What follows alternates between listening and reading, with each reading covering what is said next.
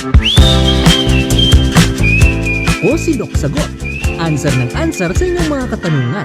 Ito ang nakita kong tanong nyo ngayon sa internet.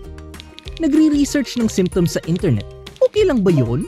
Ayan tayo. Nagpa-check up nga, sa internet nga lang. Sa simula, parang ang dali. Pindot-pindot, may sagot. Pero itong problema dyan. Marami mang impormasyon ng internet, magbabase lang ito sa yung feeling mo, nararamdaman mo na tinype mo. Subukan nyo, i-research nyo kunwari, high fever for 3 days. At maraming ibibigay na sagot sa iyo to.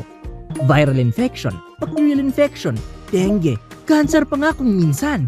Ikaw ang pipili at magdodoktor-doktoran. May mga sakit na maaaring pareho ang sintomas pero hindi ibig sabihin na iisa ang lunas. Ang mabuti pa, konsul tayo sa eksperto. Ang primary care provider mo sa Barangay Health Center. Libre na, expert pa. Di ka magbabayad ng data. Masusi ang pagtingin namin sa iyo at sisiguraduhin namin na tamang diagnosis mo para tama ang gamot at payo. Ito si Doc Sagot. Answer ng answer sa inyong mga katanungan.